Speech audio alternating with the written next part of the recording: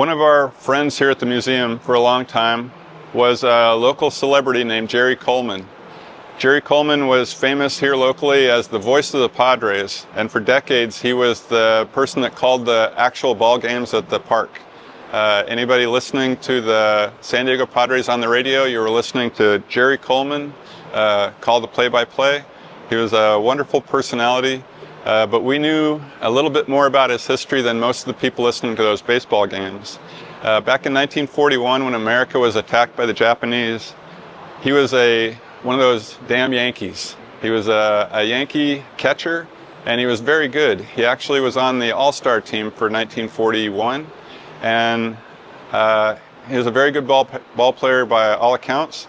Loved his job, but he loved his country more. And when we were attacked by the Japanese, December 7th, 1941, he went right down and signed up. He went to the Marine recruiter. Most people weren't doing that.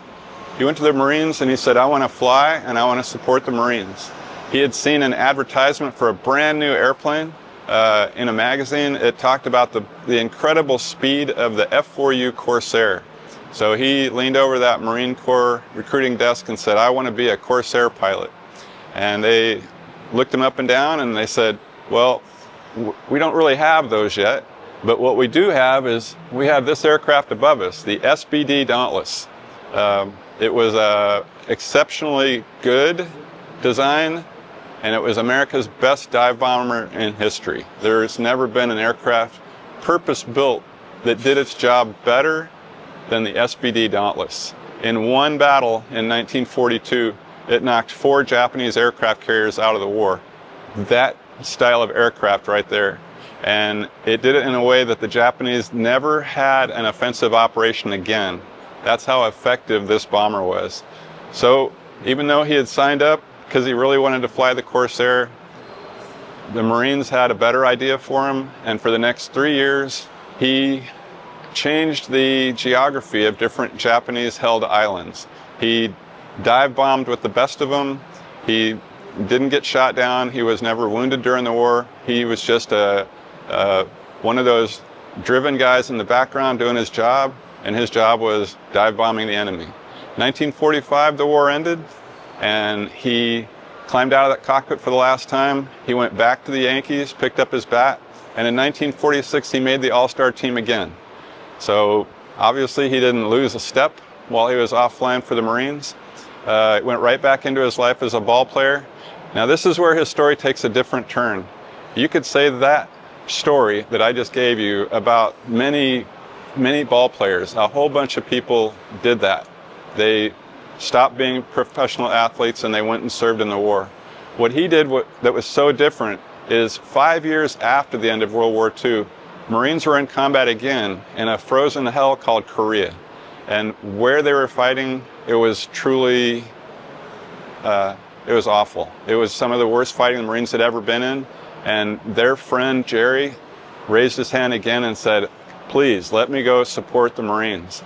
This time they said, boy, do we have some good news for you. Remember those Corsair fighters that we just couldn't quite get you into in World War II? They said, how about now? Now they're considered old and obsolete. Now only the Marines are flying them, and we're using them as dive bombers in Korea. And he said, I finally get my hands on the one I want. So Jerry shipped out, he went to Korea, and he supported his Marines by flying an F-4U Corsair that was marked exactly like this one. These markings are markings that we got out of his logbook, and when it came time to restore our Corsair, I was one of the guys beating the drum loudly saying this should be made for Jerry. I have a personal experience. After we completed the aircraft, we got it up here on display, and one day I looked up and the man himself, Jerry Coleman, was coming in the building for an event. He was going to be introduced to his aircraft, and I can tell you his initial reaction to this paint job was one of dismay. He looked at it and said, oh no, that one kept trying to kill me.